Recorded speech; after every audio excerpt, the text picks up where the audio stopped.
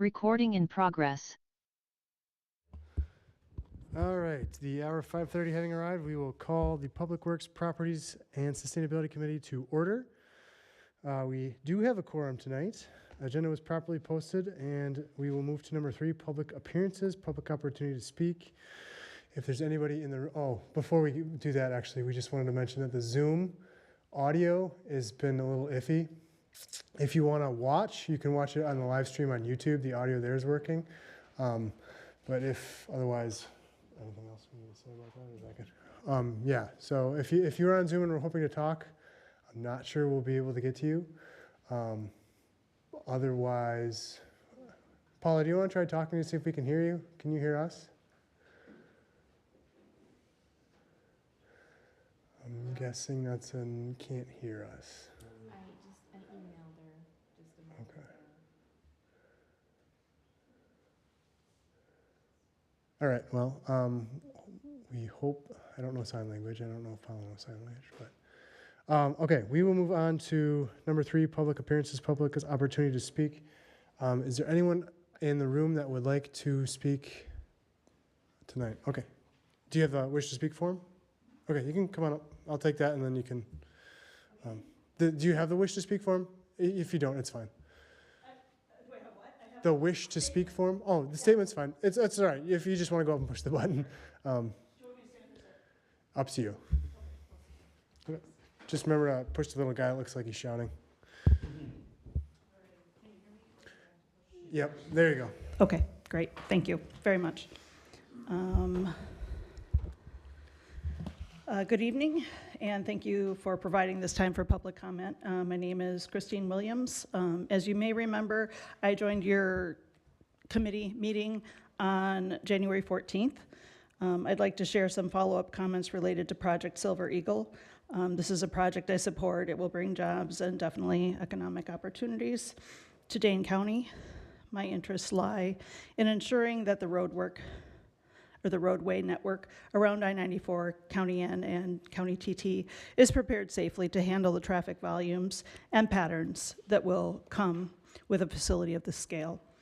I've done my best to review the transportation impact study, the recent Village of Cottage Grove slide deck, and information shared by the developers' engineers. I've also contacted Dane County Highway Commissioner Clement Ebongwa and several Wisconsin DOT leaders to request further detailed review, clarifications, and answers. The Village of Cottage Grove Board was also copied on those recent communications this week and previous communications. My concerns continue to fall into several areas, but I will share the highlights. Clarity on assumptions and independent review is requested. The TIS relies heavily on end-user provided assumptions, but it is not clear which elements were independently validated by Wisconsin DOT or by Dane County Highway and Transportation Department. For a corridor of this complexity, that distinction matters for public understanding and for safety. Queue spillback, roundabout interaction, and vertical geometry. Several movements operate near capacity, and the TIS does not fully analyze 79th percentile queues or how spillback would interact with the multi-lane roundabout, the interstate ramps, and all 4 full-access driveways. In addition, there are 2 significant vertical rises north of driveways C and D, including a relatively tight curve before the first rise. These features limit sight distance for drivers approaching at speeds that would increase the risk of hidden queues behind turning trucks. High-speed corridor context and driveway spacing. This area brings together rural highways and interstate approaches with 55 to 75 mile per hour traffic, multiple full access driveways, and tight spacing. That combination is well documented crash risk factor, especially when high truck volumes and shift changes surge. Construction sequencing and access. Some documents state that traffic and pedestrian access will always be maintained, while others show full closures. Clear, consistent information is important for planning and for emergency access. Crash history and data availability. Crash reports for this corridor and surrounding areas are readily available through the Wisconsin Traffic Operations and Safety Laboratory. I've begun reviewing that data, and it has already been informative in understanding patterns and risks that may be relevant to the design and operations of this project. Given these concerns, my ask tonight is that the village support all parties taking a deeper look at the safety issues documented in my recent email and letters and attached materials, and help ensure that that Dane County, the Wisconsin DOT, and Amazon fully evaluate these operational and safety implications before roadway modifications are considered final and the distribution center opens. My hope is that all parties will work together to make sure final traffic and roadway design reflects real conditions on the ground and provides a safe, reliable corridor for everyone who uses it. I want to be clear, I'm not an engineer. I'm simply a resident who lives in this area, who has spent time reviewing the information available and trying to understand the safety implications for this corridor. Thank you for your dedication, your time, and your continued work on behalf of your community and the surrounding communities. And thank you for your attention to the safety of everyone who travels these corridors. I would make an ask that a request that my public statements this evening and previously made on January 14th be a part of the public record if you're willing to do that. And I also wanted to ask a clarifying item if you're able to confirm. There's a TIS traffic impact survey or study posted at your Public Works website. I'm just curious if that's the full document or just a portion of it. I wasn't clear entirely, but thank you very much. Okay, thank you. And we're talking about that later, so we can Yep, get to that in thank just a you. moment. Is there anyone else in the room that would like to speak? You can ask questions. We're not allowed to answer just yet, but we can get to it later if you want to just put it out there for us to talk about later. Yeah. You can come up and ask the question. We're just not going to be able to answer it at on this portion of the agenda. That's fine. We own the property at 4877. Turn the mic on. This one? Yep. We own the property at 4877 Highway N, and I was talking with someone, and they put the stakes on the property line, and there's like a 3-foot fill for the bike path. And so they're gonna come onto our property, and no one's talked to me for the LTE part. And I didn't know if that's something through the village or if that's something through the county. And I was wondering who I need, or if someone is gonna come talk to us about actually going on our property. And so that's only my concern. It was just something quick and easy. Okay. If you have like a contact, or if there will be something after this meeting that we Okay, can contact. we can bring that up in the Amazon portion of the meeting tonight. Yeah, that's all. Thank you. Anyone else in the room that would like to speak? Hi, can you just give us your name, your address, and Tony Seltzner. you can sit down if you want. Thanks. Tony Seltzner, 4846 Highway N. I came one day and all these stakes were right in the middle of my driveway. No one contacted me about any of it. I have no idea what they were even doing in there. I was just hoping that somebody could contact us at least and let us know. I mean, you know, you come in there, you almost I almost ran one over because it was right in the middle. Now, do they have access all the way up to that stake?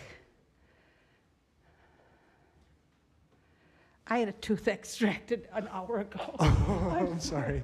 That's why I can't talk. Okay. But anyway, And I don't have the answer, so we can ask about that when we get to that point of the agenda, which should be next. I just wish that we were more informed about what was going on. I mean, Yeah. we had barricades in front of my driveways. I mean, we had a heck of a time getting in and out. Finally, I called the highway and they came and, well, they always push it off. Call the city, call the village, call this, call that. I don't even know who to call. I mean, I just wish somebody would sit down with us and tell us what's going on before it actually starts happening. Is that too much to ask? Thank you. And those, you know, I've got lilac bushes that are 100 years old that have been on that property forever and ever. And there's big mature trees that block the gas station lights. I mean, I don't know, are they gonna tear all that out? I have no clue what's going on. So thank Okay. you. We can ask about that later as All well. right. Thank you. Thank you. Sorry, do you want to just turn that microphone off, please? Thank you. Thank you. All right, anybody else in the room? Okay, we will then move on to number 4, discuss and consider the minutes from the February Public Works meeting. I'll make a motion to approve the minutes from the previous Public Works meeting. All right, we have a motion and a second. Any discussion? Otherwise, all those in favor? Aye. Aye. Opposed? Abstain? Aye. One abstention. Okay, and we'll move then, unless anybody has any objections, we're going to move to 5E, Amazon site offsite improvements updates. I'll kick it over to Josh and Kyla. Awesome. So, kind of some background information. Josh and I previously presented on the traffic impact analysis in July of 2025 at this Public Works and the Village Board meeting, giving a summary of the overall 900-page plus document. Very high level with that. Dane County did review the TIA. The first submittal of the TIA was back in May of 2022. There were multiple revisions over the 3 years, and Dane County ultimately approved the TIA in June of 2025. WISDOT also had a chance to review the approval of the TIA, and that was approved in May of 2025. Both of those documents are on our village websites under planning, where you can see those approval letters through there. There were multiple iterations. Things changed multiple different times on what the Dane County and WISDOT required working with the developers. Our engineers also reviewed it as well.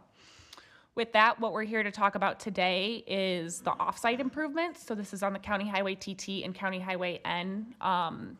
This was submitted to Dane County at the end of December 2025. Dane County provided comments to the Amazon team at the end of February 2025. So while we've had these drawings, the Dane County has ultimate jurisdiction over County Highway N and County Highway TT. While we provided input on some utility conflicts that we were interested in seeing, ultimately it is their jurisdiction for the improvements and what that looks like. So with that, Josh will go ahead and kind of give an overview of what that looks like. Yeah, thanks, Kyla. Yeah, and just to reiterate what Kyla was saying, jurisdiction falls on the county and the state at the ramps, county of both TT and N. If you recall from the beginning of this when we talked, the only thing that the village really had access and control over was access and allowing the 4 access points that Amazon requested. And kind of where those actually landed were also part of kind of working with the county and where they wanted those access points along with the traffic. So today we're going to talk a little bit, it's kind of the presentation before, it talks a little bit about, this is something we would like to try to keep on the website after we're done, just so people can kind of see it. So we'll have a little bit of, and I'll go through it, it's up on the screen now. We'll have a little bit of that traffic information at the start, but then just what is going to be constructed on N and TT. They've been working on this for a long time. This is, I would say, 95% of the way there. I think there's still some permitting and a little bit of county work that they're still trying to kind of sort out a few of the little details. But the idea is just to show you what is going to be done and what the timeline is going to be for construction. So the project overview stays the same as it was before, just describes the project, the size of the project, the acres of the site, what it kind of bounds. It talks about the 4 access points, the northern access point on N being that truck access, predominantly a truck. It goes into their backyard, it's gated, it's security. The other 3 access points, the southern one on N and the 2 along T are meant for the people coming and going from the site, the employees that are working there and working in the facility. Overview hasn't really changed. It's the same site overview that we've had. You obviously can go out there now and see basically what you're seeing here, but a live version of it. And kind of the 4 gray lines that are on here are kind of those access points coming to both N, which is on the left side, and then TT, which is on the lower part of this page. Trip generation, distribution, you know, how many people, a lot of it was, there was discussion about, well, how do they come up with how many people are going to be there and then how they were going to be distributed and where all the traffic was coming from. That was a long process with the state, with the county. Like Kyla was saying, it started in 22. It just got approved, you know, 3+ years later. There was a lot of back and forth on where the distribution would come from and where they would be going. It's never 100% perfect. It is traffic modeling and distribution based on, you know, traffic experience. And the state, the county, and the consultant that did it had input on, you know, where they assumed the traffic was coming and where was it going as part of it. As you can see, those are just kind of some of the distribution breakdowns. They expect 780 employees per shift, and there'll be 2 shifts a day based on the model and the staffing at that site. I should go back to that. There was talk and in the developer agreement and with agreement with the county and the state that after this opens, there could be a reassessment of the traffic if things change, or if we're noticing things that maybe the modeling didn't point out, they would come back and relook at stuff and restudy it. Intersections studied, we went over this last time, and there's kind of dots on the corresponding map there. I know they're quite small, but from the south, moving north, they collected existing traffic and then projected all the new traffic on these intersections. They also, at the time, included development that was underway here, and some of the development in 22 wasn't built, but then they redid the numbers again in 24 when they came back and readdressed the TIA. So they got some of that other stuff that wasn't built around the village to kind of incorporate that. We talk about the Gaston Signal. I'm just working north, the 2 at the ramps, the roundabout on the north side, which is N and TT, the 4 access points, and then they went all the way up to the north where T meets N and studied that intersection as well. Through that traffic modeling, there was, things that were needed and things that weren't needed. The traffic signal at Gaston Road was fine. There's a little bit of stuff on the ramps we'll talk about. The TT roundabout and N roundabout, so the northern roundabout, will have quite a few modifications, and we'll look at those. All 3 access points in and out of the site will be stop controlled from the site, and then there'll be some right and turn lane improvements on TT and N to accommodate turning in and out of those access points. And then all the way to the north at N and T, there was no additional improvements that were needed based on traffic. So we kind of showed this last time, and this held true of what the county and the state and the traffic and the developer all agreed to as part of what needed to be done. The boxed yellow areas are basically some sort of street improvement. On the south, there'd just be striping between the roundabouts, though we're going to be refreshing some of the paint at the roundabouts. The off-ramp, so the off-ramp as you're heading west, will have a slight adjustment on 94, that off-ramp on that northern roundabout at the off-ramp. And then the full roundabout intersection to the north, I circled in red, that will be fairly redone, and we can talk about that. And then TT will all be redone in that yellow box with the 2 red access points. And then N will also be fairly redone to the north with those access points. When I say redone, it's not like they're going to be destroying the complete roadway, but they'll be adding turn bays. They'll be, moving some things around, adding some storm sewer. We have a little bit of water work along TT to get out of the way, and then they're going to repave it. They're going to repave the whole roadway, so it's going to look new and fresh. But they may not dig all of the roadway completely up. They may just be milling off asphalt in some locations and making sure it is all one uniform project at the end of the day.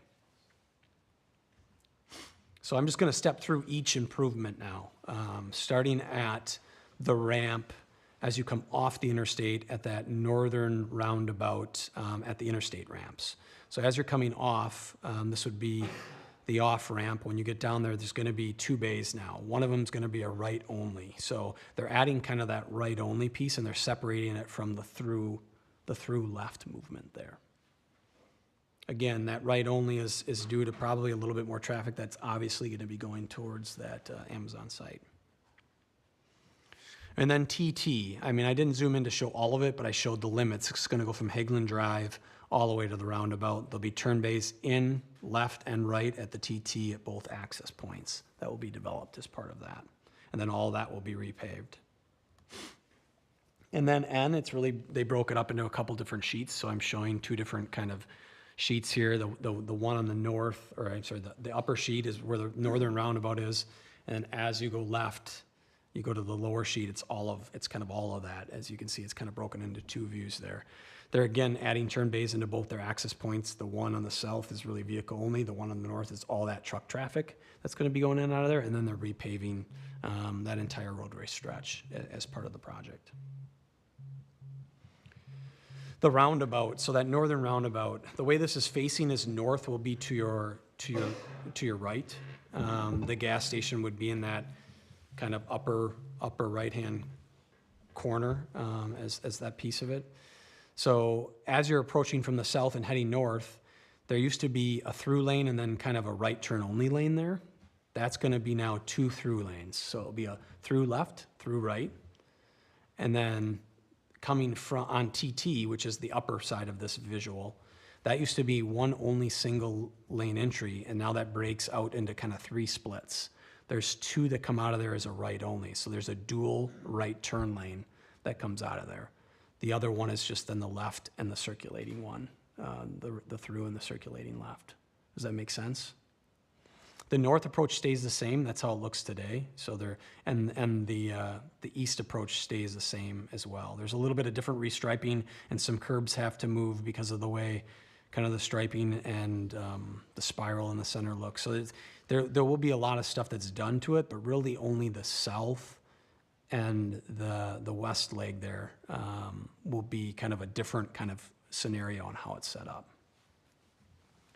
You said there's 2 through lanes going north on a N, right? Yeah, Is yeah. it going to stay 2 lanes until the trucks turn in? No, It's going to merge into it's one. going to merge right to one after. Yep. Is that, That's pretty common. Yeah. So the reason that they need the 2 lanes sometimes is not that they have that much traffic, but if you have 1 lane and you have to yield a lot, you start to queue quite a bit. But if you can queue 2 people up, and as soon as they get a gap, 2 can go, or kind of stagger and go, it really helps the flow of that roundabout. And then right after they get out of that exit, on the exit side, they're gonna have to merge. That's not totally uncommon. You'll see that you'll see that on some of these when it doesn't have like the 4 lanes.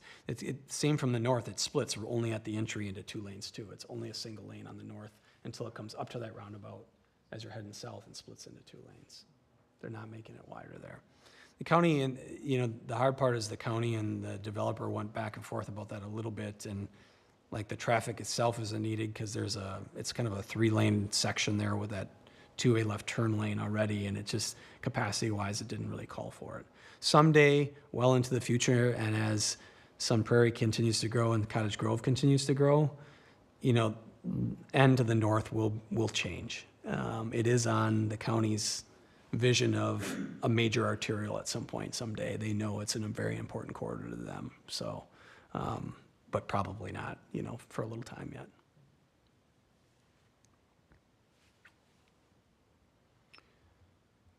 Construction timeline. This is a kind of a big one, right? Like, how are they going to construct this, and when do they want to start construction? They want to start really late this month, and that's why we're here, or early April. We thought maybe we'd wait until early April and inform you guys when everything was 100% done and ready to go, but they may start before the next time we meet, so we wanted to have this discussion. They had 4 stages, but now they're combining stage 1 and 2 because they've been working with the county, and the county is going to allow for a full closure on TT instead of partial closure, building it in halves.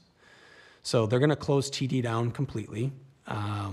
The construction timeframe is 2 to 2.5 months to do all the TT work while everything else remains open. Now, when I say closure, it's closed to through traffic. Yes, there's some people that live on TT. Yes, there's some garbage pickup that takes place on TT. Yes, there's emergency access that needs to be given on TT, whether that's fire or EMS. They will have local access only, but they're going to close it and they're going to detour route it for everybody else as part of that. Park and ride, The park and ride will be open the entire length of construction. yes. That'll be like a local access. Coming from the south, it'll be open where you're able to get to the parking ride coming from the south on N. Yep, good comment, Kyla. So when they get that done, then they're gonna move to stage 3, which is County Trunk Highway N. And it's important to note that County Trunk Highway N was gonna be closed regardless this summer. And the county wants it to align with their closure because they are reconstructing the bridge on Kangongza Creek just north of this site. So they already had that planned. They were gonna shut down this bridge in the same time frame, approximately June 15th through September. The county was gonna close the road anyways. So this is nice because it lines up actually with this construction season. And again, it will be closed, but we will have to give access. There's residents here today along N. They'll have access as well. Yeah. So, but it will be closed, and it would have been closed with the bridge as well as part of it. So it'll be a similar closure. We'll have access south towards Cottage Grove, but they won't be able to go north. Correct. Sun Prairie. Nope.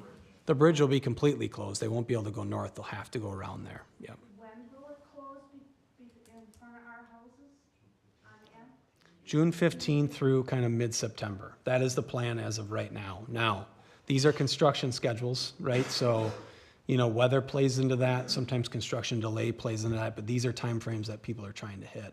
And that's when they wanted to start the bridge construction anyways, so we're trying to, not we, but the developer is trying to kind of hit those same timeframes with the county.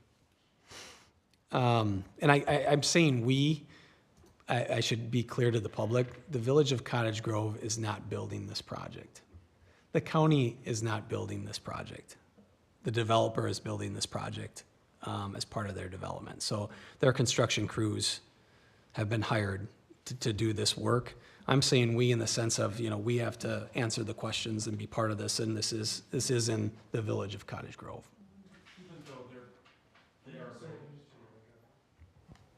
Even though they're building it, we being the government, I don't know, the Yep, county, yep, whoever, yep. will have inspectors or Yes. check-in Yes. progress meetings, et cetera? Yes, yeah, we'll know what's going on. The state will be informed, the county, the village will be informed. There'll be bi-weekly meetings probably as part of that. We will have eyes on it, and we will understand what's going on, yes. So then they have a stage 4 that they'd like to do. They have N done, they have TT done, and they're gonna probably do some of that state work in between or right around, I think, stage 3 is part of it. That won't really have major closures. But on stage 4, right now, they're pursuing a, what? They're not doing nighttime anymore. Did they switch? Yeah, they switched. Okay, then I need to change this. Yeah. Josh's So- slides are wrong. Yeah, well, it's still changing. Correct. So I'll update that piece of it. So they were potentially gonna close it for night paving. They're not gonna do that anymore. Not right now. Okay, They're okay. gonna be doing all of the surface pavement, so they originally planned they were just gonna do binder, and then come back and ask for a complete night closure from 9 PM till 4 AM to do all the surface work, so there was a better product. The developers, engineers, they all talked to contractors, and the contractors are like, no, that's too short of a time. So right now, they are not pursuing any night work. It will all be done during the previous stages of their work. So they'll come in and put binder and surface on at all one time. Both the Amazon team, the development team, contractor, all are aware if they do want to pursue night work, not only do they have to have this committee, village board, and also the town of Sun Prairie, all has to have approval that they can do night work, so. So I think this will be updated to probably, again, this has been in flux over the last few weeks. We had a stage 1, 2, 3, 4. It's probably just a stage 1 and 2. It's probably a TT closure, N closure, complete done, and we can update that when we put it on the website. And then, yeah, I just want to reiterate, the idea is local residents, businesses, emergency service, all that will have access. It's not a closure to whoever's living there. It's a closure to not allow through traffic. Now, I can show you a little bit of the detour plans, because you're probably wondering, well, how are the people going to get around and what are they going to do? So the TT detour is, I boxed the area where they're showing kind of that work taking place down there in red. And what they're going to do is they're going to detour the TT traffic on T.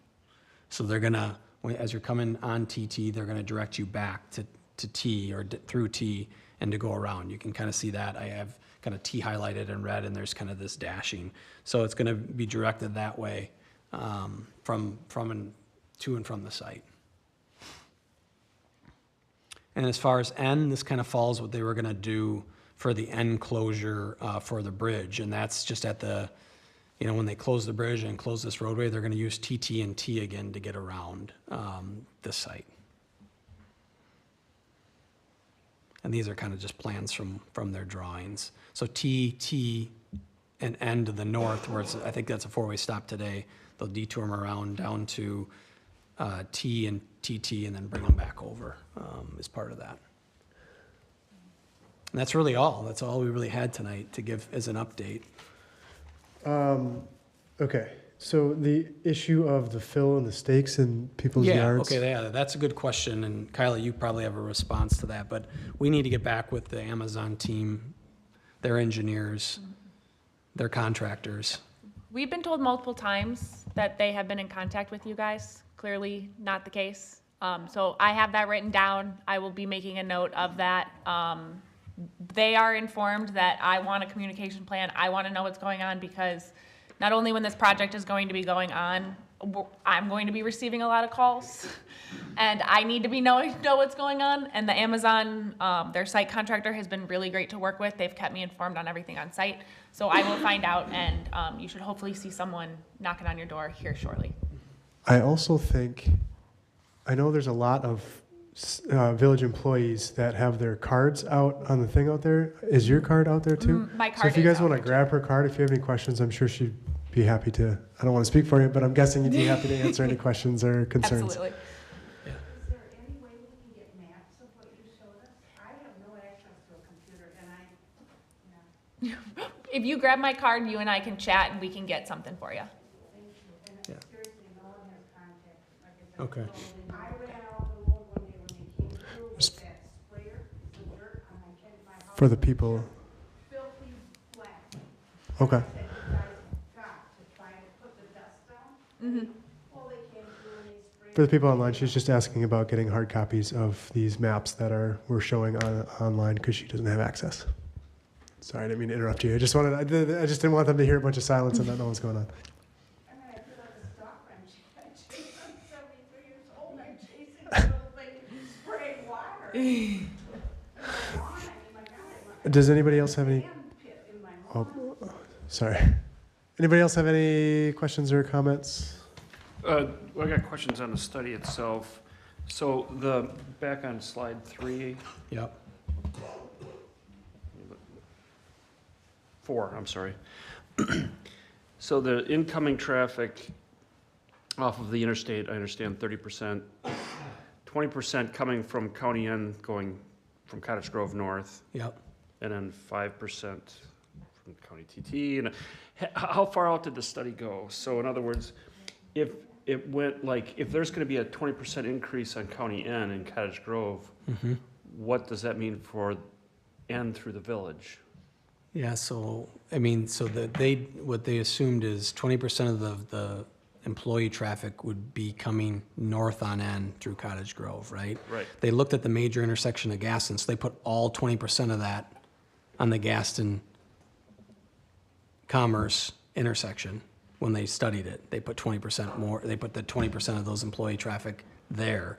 Did they go further out? Probably not, because it's gonna be more and more distributed the further you go south. They're gonna be coming from a bunch of different additional intersections. You know, they're not all coming through this intersection.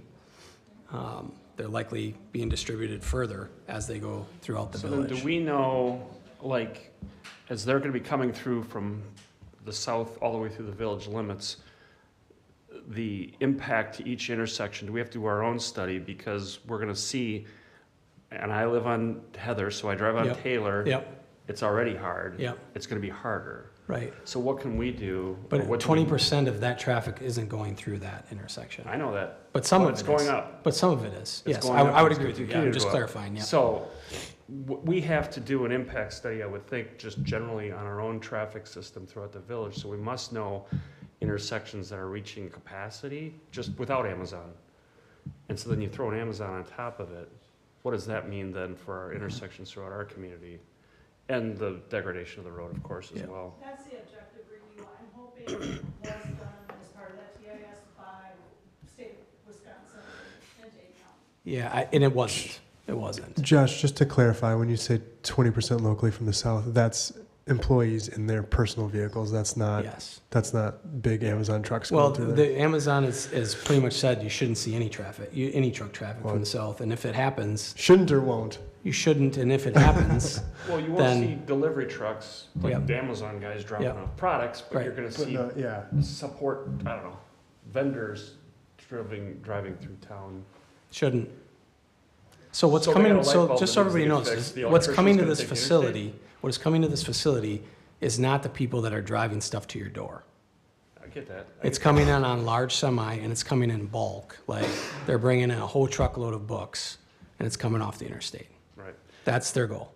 The shift time, Yeah, I was gonna ask 788 about that. employees per shift. And I know their shifts are a little bit off-peak, Yep. I think by design, but do we know what their shift times are? Good question. Yeah, and I don't remember them, but they're in the TIA. 7 to 7, I think, is what I. 7A I to think you're 7P? right, it's 7, it might be 7 to 7, that's probably very close. Yeah, and I think one of my concern was some of the reporting says they're avoiding peak, and yet there's appears to be some clear overlap with peak traffic hours with when those shifts. Okay. So, just. Yeah. Okay, sorry, I just want to reorient us because we're not supposed to be having a back and forth. I appreciate that information, because it's good information. It's just the rules of the boards. Yeah, I know Amazon, I think, they don't want their employees stuck in traffic, so that's at least the way I understood it. They try to, 7 a.m. to 7 p.m. is what I'm hearing. Then the last thing I had known, are there gonna be any turning lanes turning from N into the Amazon or TT? Will there be raised medians like islands, or is it just painted surface islands, or what will it be? Some of it's painted, some of them are raised. It depends on where you are. TT has some raised stuff now. And I guess where I'm going with that question is, if you, and I don't know where everybody here lives, but will they, if they can turn right or left out of their driveway today, will they be able to turn right or left in the future? Yeah, and there's no, access isn't changed for other, Okay. Sites. So one thing that came out of this committee several months ago was looking at traffic at certain locations. And I am still working through traffic locations, counts, speeds, vehicle size at various locations. It was the schools and the major intersections were the first ones. I currently have the radar up somewhere that I'm not going to tell you, so you don't know where and where not to drive, because then you'll go really slow. I think Wheeled Bridge at N and Taylor is a really important intersection that we need to look at because I mean we got Amazon, we've got the school thing going, and then potential development out there too. So I think And that's I gonna be have, important to look at. and I have traffic counts on Taylor. I have traffic counts on N. I have traffic counts on Ollie. All that have happened within the last several months. So I have those that I can share with the group. And to answer the question, Andy, before, I don't know if we fully answered it, is we did not study all the major intersections. I should say the development team did not study all the major intersections throughout the entire No, village. yeah, and I kind of Which figured, would be kind of uncommon. They're I gonna, understand. yeah. but I mean, no, and I totally appreciate that. I'm just thinking we as a entity, a village. Yes, yeah. We must have a good grasp on what streets are getting overtaxed with traffic and what's the next project to help mitigate. And I'm pick on Taylor, but it could be anywhere in a village. Right. Okay, we got Jim, Mike, and then Paula with questions. Jim doesn't have a question anymore. Mike, did you have something? No, I just wanted to make a comment that I appreciate the public input and voicing your concerns, and I know we're not going to be able to answer all the questions because we don't control this particular project, but we'll try to do our best. I know Kyla always does. When it's a project that we design, we fund, we control, we do public meetings inputs, we provide all the information on the website, and we'll continue to do everything we can for this one. We just don't have control over the vast majority of what's happening with this project. Yep. And we'll continue to see how it impacts our streets and our residents, and continue to inform to the best of our abilities. But the biggest thing would be reaching out to Kyla. I'd appreciate you providing your information so that we can try to answer any questions that are out there. But that's truly the best we're able to do as this committee. Paula? Having a little trouble following between YouTube and this. Can you hear me okay? Okay. Just one kind of note on page 14 of the agreement, there are provisions in place for additional traffic analysis improvements, where it talks about the village taking counts and then the cost of those counts, for instance, and the mitigation if the trips generated from the project exceed the trip generation projected. So we do have some things afterwards as well, and some procedures in place to, mitigate any of those challenges. Thank you. Anybody else with any questions or comments? Okay. I was just going to say, eventually the presentation will be on the website. There's an Amazon very specific page on our village website under the development, economic development page. If you search Amazon, you'll be able to find it. Once the drawings have been finalized by the county and there's been all sign-offs, those will be posted on the website as well. I don't want to confuse everybody with too many revisions because it gets confusing to everybody. All right, then we will move on to back up to 5A, discuss the 2026 streets and pedestrian improvement projects to the lowest responsible bidder. We did the design and the bid, Strand did the 2026 project. Bid opening was Wednesday, March 4th. We had two different contractors bid on the project. Both came in very well. I have two projects that went out the same day. This is Wolf Construction. Wolf Paving was the low bid for the streets project. As we had discussed, we brought out three different alternatives. We had the alternative one of the pulverization of Cottage Court and also the repaving of Johnson Health Tech multi-use path, depending on numbers that came in. Overall, the base bid came in at $609,264.25, which is significantly lower than not only our engineer's estimate, but what we had budgeted. When you add in alternative one and alternative two, being able to do the entire project that we had envisioned and hoped for, and with a 5% contingency on the street pulverization project portion, we come in at $12,000 under original budget for that. And that also includes Strand's task order to complete the project and oversee construction. So my recommendation would be move forward with both alternative 1 and 2. And then in this case, alternative 3, as it will be a water utility budget item, and they approved moving forward with that last night. Additionally, the multi-use path portion, which is the small segment on Bus Road, the disconnect from Hayday to Damascus on BB, and then repaving all of the trail on Damascus up to Killian, also came in under budget. With a contingency, we are still looking at $53,000 under the approved 2026 budget. So my recommendation would be move forward with all three alternatives. Please let me know if you have any questions. We need a motion on this, correct? If nobody has any other discussion, then yeah. Just a question and more clarification for me. Full pulverization means you're going right down to the base? Correct. Yep. Okay. Mixing it up, and then we'll proof roll it, make sure base and everything is good, and there'll be undercuts if needed. And then the repave, like on the paths, are you just doing an overlay? No, we're gonna remove the asphalt, we'll proof roll it, make sure there's no undercuts needed, and then we'll repave it. Is that kind of the same process as a? No, we're just not, are we pulverizing them? Are we pulverizing Johnson Health Tech? Yes. I lied, we all pulverizing Johnson Health I Tech. think we are pulverizing. I don't know off the top of my head. We're not either. just removing it, we're gonna pulverize it. Okay. They're all the same, thank you. Yep. I apologize for that. Any other questions or comments? How much is the Johnson Health Tech offering? That portion was $50,850.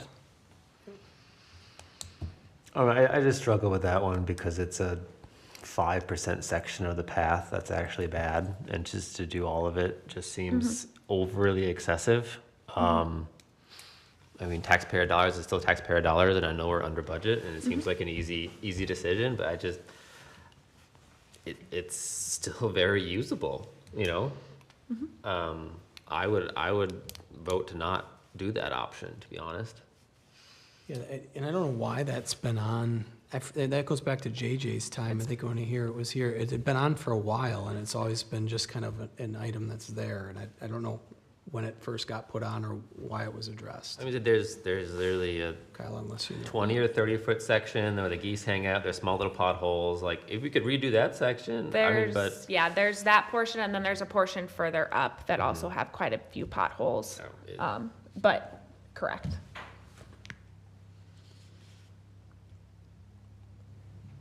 Any other discussion? Otherwise, we can move to the, and if anybody's got a motion. I'll make a motion to approve the bid as under staff recommendation to complete the project, including all alternates as quoted. I'll second that. Motion and a second. Any discussion on the motion? Otherwise, all those in favor? Aye. Aye. Aye. Opposed? Opposed. Abstained? Motion passes. Move to 5C, discuss the recommendation to the village board to adopt the village right-of-way proposed fee schedule and language updates. Quite a few documents attached in the packet for our right-of-way permit. So the planning and clerk departments are integrating their permits and our forms to Cloud Permit. It hasn't officially been launched on the village website. We're working through all the kinks on it.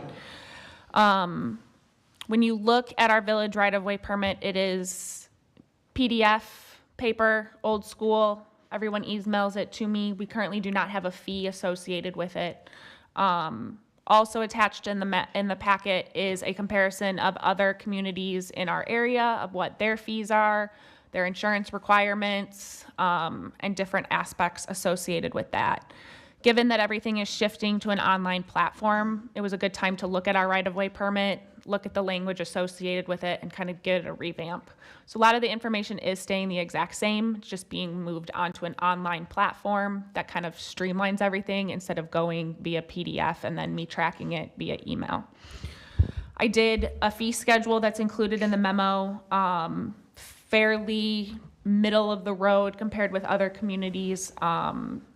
There's also a PDF of Stoughton's permit, and that's kind of where I took a good bulk of the information on how theirs is set up to try to make it a little more mainstreamed. So with that, it has a base fee of no matter what you're doing, you've got a $75. That would cover essentially my time to review it and staff's time to mark it for utility locates. And then you've got borings, open cut pavement, trenching, depending on how many volts or structures they have, and then if someone is redoing their driveway, that's just a base fee associated with that. This kind of gives money for us to reuse as the amount of times that you may see a core in one of our bike paths or one of our streets where a fiber or telecommunication is coming through, they have to core at every single utility conflict, and so they just put it right back in there, and then this gives us the opportunity to crack fill it, kind of maintain it. So that's $75. Everybody that's going to pay that, I assume most people aren't going to. Most projects are not going to need to have a fix where we have to go back and fix what they dug up or whatever. Is that going to go into like a segregated fund then, or? Yes, Cameron would work on that, and it just gets looped back into like our maintenance, from my understanding. But typically, you'll see these like this base fee is mostly for your telecommunications, your gas, your electric, like the third parties coming into the village on that aspect. Someone that's going to be redoing their driveway has just got the base fee of $35 just to make sure everything is kosher. Okay, meets our so if ordinances. somebody dug up a part of a multi-use path and they repaved it and it's very bumpy Yes, and it's got to be fixed, yes. this will go to This fix is it? what would help to fit. This would be what we are using for that. Are we going to fix it then, or are we going to? It would come back on, yes, we would fix it, or we would We hire would that contract it out, out? yep. Do we let the people who didn't do a good job of Yes, redoing that? it gets told them multiple times, and if they want to fix it, they can fix it. Okay, I know exactly where you're talking I about. know. Yeah, but is it gonna go, like, is it only for projects going forward, or can we go back and fix certain areas, or? Unfortunately, it's only for projects moving Okay. forward, but I'll see what I can do about that portion of the path that's on my radar. Okay, I'm referring to the portion that's on the corner of Southern Grange and BB on the south part, across from McDonald's. Just for everybody, as awareness. Any other discussion, Mike? Yeah, a couple questions. I guess as somebody who files these around the county on a weekly basis, I'm very familiar with this process. Are you sure this covers your costs? I mean, because it's not marking it once, it's Yep. usually marking it multiple times. And, you know, I know you file it one time, but there's a fair amount of time associated with these. For the fact that we have not had a right-of-way permit or a fee for 15 years, since I know before JJ, this is putting us in the right direction. Okay. Should we have a dedicated right-of-way permit person and updating our GIS and doing utility locates, I may have a better understanding of that right now. But right now, you have me reviewing them and utility staff doing the diggers locates, and they're popping everywhere. No, that's good. I'd rather see some income than no income related to these. In terms of the patching requirements, when they do a core in order to do a ULO at a VAC location and they put that core back in, is that an acceptable patch to you? Or are they going to have to do a minimum amount of patching in any one of those instances beyond that? Depends on how many ULOs are in that one spot. That is in our specifications on what we are looking for. I do not know that off the top of my head, but I can follow up on that. For example, like with the Frontier that we'll talk about later, we're requiring a 4x4 patch or 5x5 patch for every ULO that they're doing. And if they're too close to each other, then they've got to do a larger patch. Okay. And then I guess last of all, just so everybody understands here too, the surety item for restoration, that covers that sort of scenario where the people did a terrible job and we need to pay to fix it, then we can go after the surety to get paid for it. So it's not on our dime to pay for it if they do an unsatisfactory job of cleaning up behind themselves. So although it won't be retroactive to previous projects, it will take care of us in the future for these instances that we see frequently around the village where people did a substandard job of patching up behind them. I had two questions. Rough number, how many permits do you think you issue a year? Depends on the year. Like Alliant had quite a bit last year. We're going to talk about Frontier, and Frontier has 14 in themselves. Let me see if I can pull up how many I did last year. I would say anywhere from 15 to 30, Okay. give or take. That's fine. And then I just want to get an idea. And then we have to maintain record of these permits, I'm assuming, forever? Is there like a time limit? I'm gonna pass that to Lisa. It would be on the retention schedule, so I don't know the answer to that off the top of my head, but we follow the state retention schedule, so after that time has expired, then they would be. Okay. And I guess the way I was directing it, this new, and I forgot the name of this application or this tool, Cloud permit? Cloud, I'm assuming that has the capabilities of adhering to that? Yes. Okay. Any other questions or comments? Otherwise, we can move to a motion. I'll make a motion to approve the new right-of-way permit and fee schedule as presented. I'll second. Motion and a second. Any further discussion? Otherwise, I'll wait for a moment for Paula. Okay, all those in favor? Aye. Aye. Opposed? Abstain? Okay, motion passes. Move to new business, 6A, discuss the Frontier right-of-way permit package. To save you many pages, like a stack this big of just the 7 permits that I've received from Frontier so far, I've kind of done an overview and background of the permits that I've received so far. Frontier came to Village Board earlier this month and gave a presentation of what they are doing throughout the village. I met with them back at the end of February. My staff and Aaron met with them to get an understanding of what they're doing, how they're going through their process. There's certain conditions that we've already discussed, specifically like working hours are 7 to 7. Right now, they don't show any open cut areas on their drawings, but if an area does have to be open cut, it has to be gone through me. Potholes on concrete, potholes on asphalt, what that looks like, and then grass areas as well. They have not, since I reviewed the drawings originally at the end of March, beginning of March, I gave them a handful of comments, which are the recommendations that are included in this memo. I have not seen updated drawings from them. A lot of what I would like to see on the drawings include showing the easement areas of the backyard areas that they plan to install the pedestals or the handholds, just to make sure that they truly are within their easement and that they're working areas within the utility easements behind the yards. With that, I have not heard when they plan to start because I've not seen updated drawings. They were going to like hit the ground running super quick as soon as everything went through. I don't think they were expecting comments to the level that I had, but given the history with TDS several years ago, I knew the sensitivity of that with the community. So with that, I'm looking for your approval, recommendation of moving forward. Typically, you guys don't see all of these permits come through on your end. They are handled in-house, but given the largeness and the village-wide aspect of this, we decided to take it to both Public Works and Village Board. If there's any other recommendations or considerations that you'd like me to include for permit applications. Any comments? Otherwise, you Is can- there, sorry, go ahead. just to avoid a TDS situation, can you approve like a quarter or half to view how things are going? Yes, so part of one of my requirements is a phasing plan, so they can't just come in and do the entire village at one time. They can only do a certain area, and that's part of one of the conditions I have with the 7 that they've submitted so far. Thank you. No, I appreciate the mitigation efforts and trying to recoup some of our costs on this for a major project. I think with this oversight, should go a lot better than TDS did.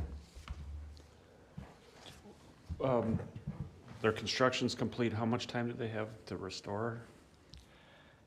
In my opinion, quickly, but from what they said in their presentation in Village Board is as they move out of an area, they will be coming back to restore it.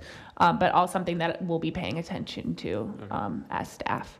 The one question I do have for this committee is there's 7 of the 14 that have been submitted. I haven't seen updated drawings. Do you care to get in? I obviously will keep you guys updated as construction progresses and any issues. Do you want me to come back for the other 7 permits for any other additional considerations?